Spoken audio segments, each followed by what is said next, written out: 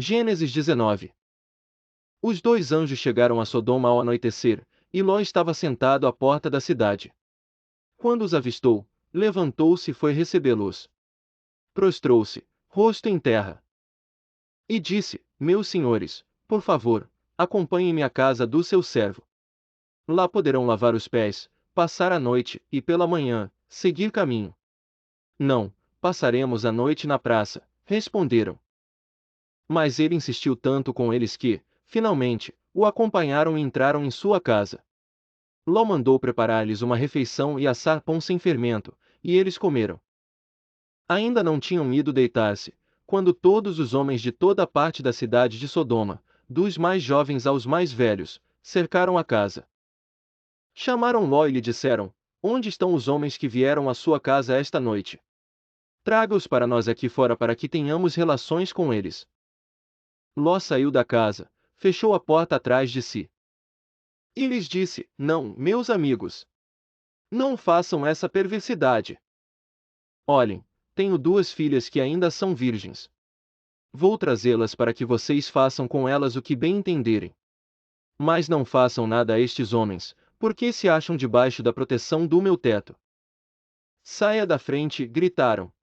E disseram: Este homem chegou aqui como estrangeiro, e agora quer ser o juiz. Faremos a você pior do que a eles. Então empurraram Ló com violência, e avançaram para arrombar a porta. Nisso, os dois visitantes agarraram Ló, puxaram-no para dentro e fecharam a porta. Depois feriram de cegueira os homens que estavam à porta da casa, dos mais jovens aos mais velhos, de maneira que não conseguiam encontrar a porta. Os dois homens perguntaram a Ló: Você tem mais alguém na cidade, genros, filhos ou filhas, ou qualquer outro parente? Tire-os daqui. Porque estamos para destruir este lugar. As acusações feitas ao Senhor contra este povo são tantas que ele nos enviou para destruir a cidade. Então Ló foi falar com seus genros, os quais iam casar-se com suas filhas, e lhes disse: Saiam imediatamente deste lugar, porque o Senhor está para destruir a cidade. Mas eles pensaram que ele estava brincando. Ao raiar do dia, os anjos insistiam com Ló, dizendo: Depressa! Leve daqui sua mulher e suas duas filhas, ou vocês também serão mortos quando a cidade for castigada. Tendo ele hesitado, os homens o agarraram pela mão, como também a mulher e as duas filhas, e os tiraram dali à força e os deixaram fora da cidade, porque o Senhor teve misericórdia deles.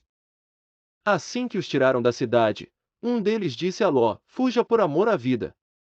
Não olhe para trás e não pare em lugar nenhum da planície. Fuja para as montanhas, ou você será morto. Ló, porém, lhes disse: Não, meu senhor. Seu servo foi favorecido por sua benevolência, pois o Senhor foi bondoso comigo, poupando-me a vida. Não posso fugir para as montanhas, senão esta calamidade cairá sobre mim, e morrerei. Aqui perto há uma cidade pequena. Está tão próxima que dá para correr até lá. Deixe-me ir para lá. Mesmo sendo tão pequena, lá estarei a salvo. Está bem, respondeu ele. Também lhe atenderei esse pedido, não destruirei a cidade da qual você fala.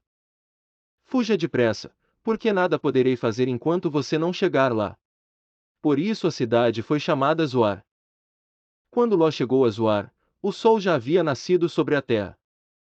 Então o Senhor, o próprio Senhor, fez chover do céu fogo e enxofre sobre Sodoma e Gomorra. Assim ele destruiu aquelas cidades e toda a planície, com todos os habitantes das cidades e a vegetação. Mas a mulher de Ló olhou para trás e se transformou numa coluna de sal. Na manhã seguinte, Abraão se levantou e voltou ao lugar onde tinha estado diante do Senhor. E olhou para Sodoma e Gomorra, para toda a planície, e viu uma densa fumaça subindo da terra, como fumaça de uma fornalha. Quando Deus arrasou as cidades da planície, lembrou-se de Abraão e tirou Ló do meio da catástrofe que destruiu as cidades onde Ló vivia.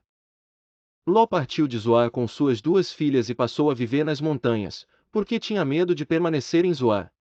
Ele e suas duas filhas ficaram morando numa caverna.